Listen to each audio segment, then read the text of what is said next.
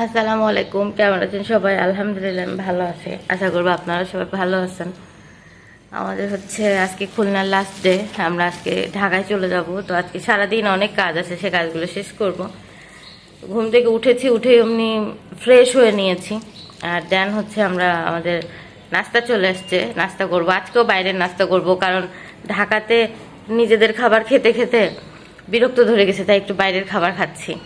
তো আজকে নাস্তাতে কি কি আছে সেটা দেখাচ্ছি।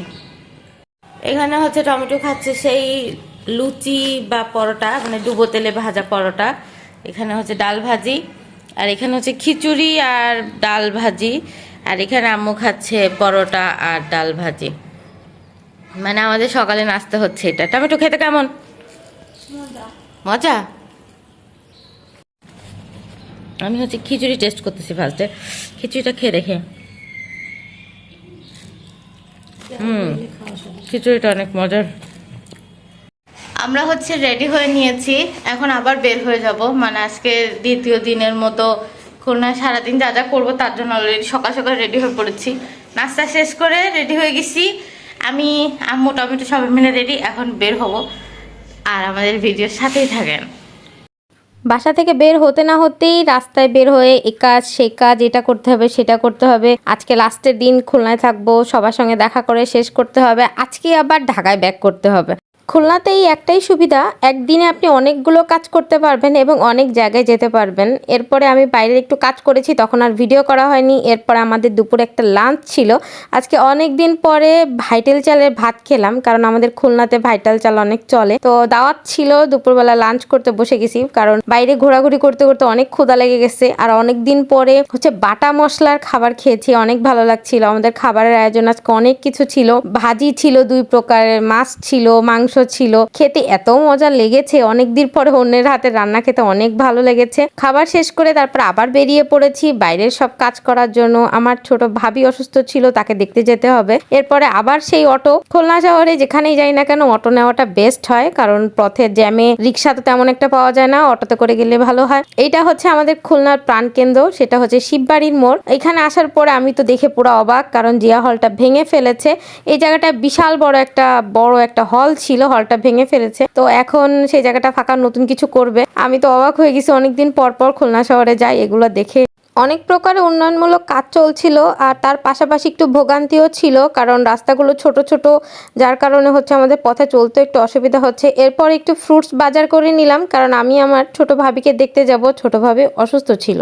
আমরা খুলনার ভিতরে সব কাজ শেষ করে এখন কাউন্টারে বসে আছি, টিকিট কেটে ফেলছি। আমাদের 7:40-এর বাস। তো এরপরে আবার ঢাকার জন্য আবার রওনা হয়ে যাবে। আজকের ভিতর ঢাকায় চলে যাবো। এইটা খুলনার কাউন্টার, টুঙ্গিপাড়ার কাউন্টার। যে কাউন্টারে সবাই ওয়েট করছে। এখানে আম্মু বেগম ওয়েট করছে।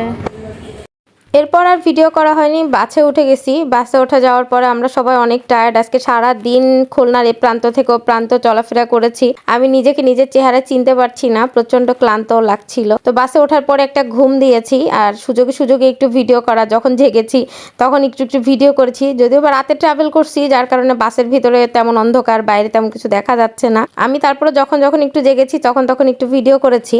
আর বাসের ভিতরে ঘুমই বা কেমন হয়, এত ঝাঁকি দেখি বাসের ভিতরে ঘুম হয়। তারপর যেটুকু ঘুম হয়েছে ততক্ষণ জেগে ভিডিও করি।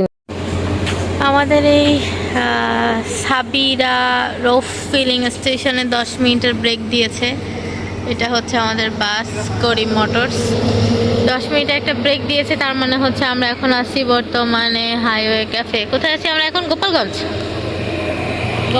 আমাদের ব্রেক দিয়েছে, 10 মিনিটের ব্রেক। তারপর আবার ব্যাক টু ঢাকা। আমাদের 10 মিনিটের ব্রেক শেষ। ওয়াশরুমের কাজ সেরে নিয়েছি। তো আমরা এখন আবার বাসে উঠে পড়বো। আমাদের বাস দাঁড়িয়ে আছে। এরপরে বাকি টাইমটুকু ঢাকা। বাসে উঠতেই আমাদের একটু ক্ষুধা লেগে গিয়েছে। আম্মু একটু চিপস, টমেটো, একটু কেক খেয়ে নিল। মানে বাসে ঝাঁকিতে আর কম বেশি আমরা প্রচুর ঘোরাঘুরি করেছি, যার কারণে একটু ক্ষুধাও লেগেছে। গোপালগঞ্জ থেকে আর মাত্র 1 ঘন্টা এই যে ঢাকার ভিতর ঢুকে গেছি। অলরেডি আমরা জ্যাম চলে আসছি। জ্যাম মানেই ঢাকার ভিতরে চলে আসছি, তার মানে আমরা আর কিছুক্ষণের ভিতর বাসায় পৌঁছে যাব। এখন অনেক রাত, অলমোস্ট রাত 1টা। অনেক রাত হয়ে গেছে, আমরা এসে পৌঁছাইছি। তো এখন হচ্ছে এই যে আমরা গেটের সামনে ওয়েট করতেছি, আমাদের গেট খুলে দিবে। আর এই পাশে আছে আম্মু বেগম। আমরা হচ্ছে রুমে চলে আসছি, উপরে আসছি। আসার পরে রুমের একটু টুকটাক কাজ ছিল, ব্যাগগুলো আনপ্যাকিং ছিল, সেগুলো শেষ করলাম। শেষ করার পরে হচ্ছে রাতে ডিনার করতে হবে, তাই রান্না করতে চলে আসছি। এখানে হচ্ছে রান্না চলছে, প্রেসার কুকারের ভিতরে আলু সেদ্ধ হচ্ছে, আর ওই পাশে ভাত রান্না হচ্ছে। ক্ষুধার্ত পেটে এখন আলু ভর্তা আর সাদা ভাত অনেক ভালো লাগছিল। আজকে সারাদিন অনেক ট্রাভেল করেছি, অনেক পরিশ্রম হয়েছে। এই ছিল আমার Khulna to Dhaka travel blog. সবাই ভালো থাকবেন, সুস্থ থাকবেন আর দোয়া করবেন।